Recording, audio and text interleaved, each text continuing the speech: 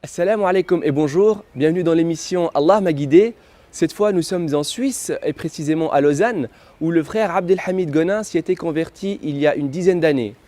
Abdelhamid Gonin était un chrétien très pratiquant et c'est justement en lisant la Bible sous différentes traductions, en la comparant avec le Coran, que finalement il a trouvé en l'islam la vérité qu'il cherchait. Il nous partage son témoignage qu'on écoute ensemble. Bismillahirrahmanirrahim. Au nom de Dieu, le tout clément, le tout miséricordieux. Je suis né en l'année 1947 au sein d'une famille très connue du canton de Vaud, la famille Gonin. Et j'ai reçu une éducation chrétienne. Et je suis né donc dans ce pays chrétien. C'était donc il y a 60 ans environ. Et je me rendais tous les dimanches à la cathédrale de Lausanne avec ma tante pour le culte à 10 heures. Vous voyez, je me souviens de tous ces détails. Et à l'âge de 18 ans, j'ai eu une question que je me suis posée en lisant la Bible dans le livre du Deutéronome au chapitre 18, où Dieu annonce à Moïse la venue d'un prophète semblable à lui pour les fils d'Israël. Et dans l'Acte des Apôtres, au chapitre 3 et au verset 27, celui qui a écrit cet Acte des Apôtres nous dit que ce prophète qui est annoncé à Moïse, semblable à lui, est Jésus. Or, je me souviens à l'époque, cette question m'avait interpellé. Et j'avais demandé à ma tante, mais c'est étrange car Jésus n'est jamais un prophète comme Moïse. Et ma tante m'a répondu, je ne peux pas te répondre, il faut demander cela aux théologiens. Or, quand dans l'évangile de Jean au chapitre 14 et au verset 13, on fait dire ces paroles à Jésus, qui est devant une foule, qui ressuscite les morts, qui fait voir les aveugles, qui fait marcher les paralytiques, et Jésus aurait dit ces paroles qu'il n'a jamais dit. En vérité, je vous le déclare, celui qui croira en moi fera les mêmes œuvres que moi je fais et des œuvres plus grandes que moi, car je m'en vais au Père. Et bien sûr, personne sur cette terre, que ce soit le pape ou de n'importe quelle secte qu'il appartient, quel que soit son rang, peut faire ce que Jésus a fait. Comment pourrait faire-t-il des choses plus grandes que lui? Et dans ce même évangile de Jean, Jésus va au cimetière et il va ressusciter Lazare. Et qu'est-ce que le texte nous dit en grec, qui n'est pas le texte en langue originale? Jésus dit « Ô Père, ressuscite-le ». Dieu s'adresse à Dieu. Ce n'est même pas lui qui le fait. S'il était Dieu, il aurait pu le faire. Mais il s'adresse à Dieu « Ô Père, ressuscite-le » afin qu'il croie que tu m'as envoyé. Donc le miracle est là pour prouver que Jésus était véridique, ce que dit d'ailleurs le Coran. Dans le Coran, c'est Al-Samiri qui a fabriqué le veau d'or. Dans la Bible, c'est le prophète Aaron. Or, les prophètes dans l'islam ont été immunisés par Dieu, c'est-à-dire que Dieu les a choisis. Pourquoi? Parce qu'ils étaient des exemples à suivre et Dieu les a protégés de commettre des grands péchés et ils ne pouvaient pas aussi mentir dans le message qu'ils avaient à transmettre de la part de Dieu. D'accord? Et il y a aussi, il y a beaucoup d'autres preuves, mais par exemple aussi une autre preuve, dans le Coran, l'ange Gabriel, le Saint-Esprit, c'est l'ange Gabriel, tandis que dans la Bible, le Saint-Esprit, c'est Dieu lui-même. Donc je ne peux pas croire que les deux sont justes. Je suis obligé de croire ou bien le Saint-Esprit est Dieu, ou bien il n'est pas Dieu, il est l'ange Gabriel, ou bien c'est Aaron, le frère de Moïse, qui a fabriqué le veau d'or, ou bien c'est Al-Samiri. Vous voyez? Donc il y a beaucoup d'autres exemples, et j'ai donné 2 exemples qui sont absolus.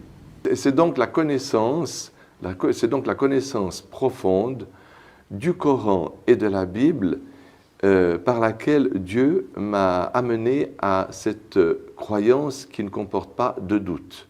Ça, je peux dire que c'est la colonne vertébrale de mon expérience. Quand j'ai effectué ce premier pèlerinage, je m'étais rendu à Médine pour prier dans la mosquée du prophète Mohammed, paix et bénédiction soit sur lui.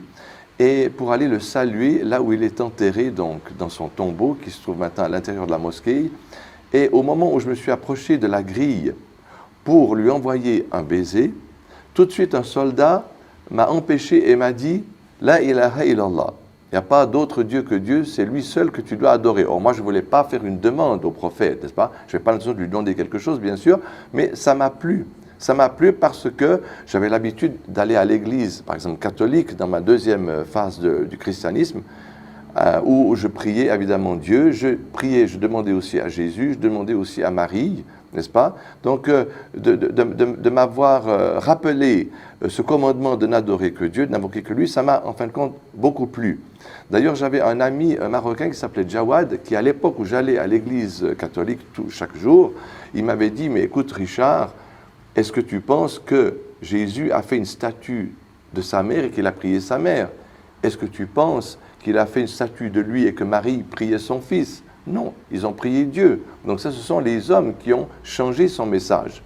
Et en fin de compte, j'ai réfléchi à ça et il avait tout à fait raison. Et j'en avais parlé à l'époque à l'abbé Yanguas, qui était un Espagnol qui officiait à la paroisse du Valentin.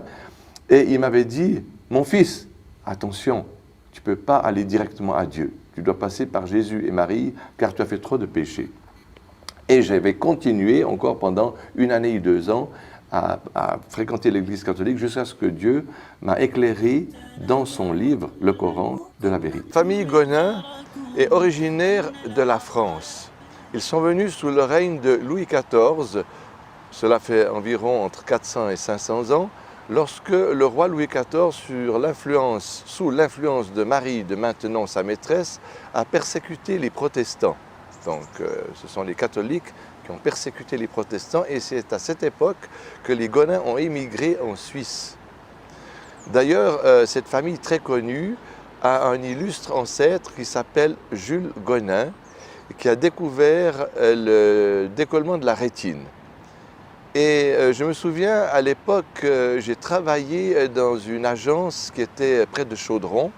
Et comme mon employeur m'interdisait de faire la prière sur mon lieu de travail, je me rendais pendant la pause au parc de Montbenon, juste derrière le casino.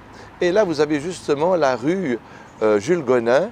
Et je me disais qu'ici, au moins, on me laisserait tranquillement faire ma prière, ce qui d'ailleurs a été le cas. Après quelques années que j'étais donc dans l'islam, à peu près après 8 années, j'étais très fier et très heureux d'être devenu musulman. Donc c'était pour moi important d'ajouter mon nouveau prénom dans le passeport.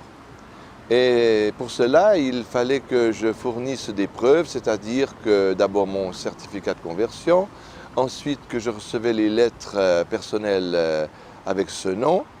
Et alors j'étais le premier, ici dans le canton de Vaud, à entreprendre cette démarche. Et je me souviens qu'à l'époque, ça me paraissait très difficile, alors que maintenant, ça me semble tout à fait naturel, n'est-ce pas? À l'époque, lorsque je suis parti à la cité pour faire ce changement, intérieurement, je me disais, mais tu renies ton pays, tu renies ta famille, tu renies ta culture, tu prends un nom arabe. Enfin, c'était pour moi une chose très très difficile et j'ai dû faire un effort, en fin de compte, presque pour faire cette démarche. Alors que maintenant, ça me semble tout à fait naturel. Et ce qui compte pour moi, c'est d'être là où Dieu veut que je sois. Et le prophète d'ailleurs, la paix et la bénédiction d'Allah soit sur lui, il a dit une parole véridique bien sûr, où il a dit il a réussi, il a gagné littéralement celui que Dieu a guidé à la soumission et qui lui a accordé ce dont il a besoin pour vivre et qui l'a rendu satisfait avec ce qu'il lui a donné. Et voilà, ça je vis cela, je suis heureux et comblé avec ce que Dieu m'a donné. Et je pense que c'est là que se situe le vrai bonheur. Bien, à mon âge, ma journée quotidienne, comme j'ai plus besoin de travailler, elle est occupée par la lecture du Coran, par le souvenir le dhikr, le souvenir d'Allah, par la prière sur le prophète. Et puis voilà, parce qu'en fin de compte, aussi quand on s'approche de la fin, il y a beaucoup de choses qui changent dans la vie, c'est-à-dire qu'on se prépare à quitter ce monde pour rencontrer celui qui nous a créés. Et puis voilà, voilà. Peut-être ça peut paraître pas très heureux, mais en fin de compte c'est une réalité absolue qu'on ne peut pas éviter, n'est-ce pas? Mais je ne sais pas, ça me rend en tout cas pas malheureux et au contraire, je peux dire que je suis encore plus heureux maintenant qu'à 20 ans. Et j'aimerais pas revenir quand j'avais 20 ans parce qu'on ne connaît pratiquement rien du tout. Donc maintenant, grâce à Dieu, j'ai